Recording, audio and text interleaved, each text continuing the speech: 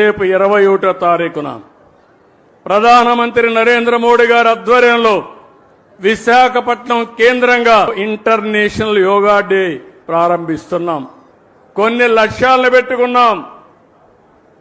రాష్ట్రం మొత్తం ఆ రోజున 1 లక్ష కేంద్రాల్లో యోగా ప్రాక్టీస్ చేసి గిన్నిస్ రికార్డ్ బ్రేక్ చేయాలని ఒక లక్ష్యాన్ని పెట్టుకున్నాం.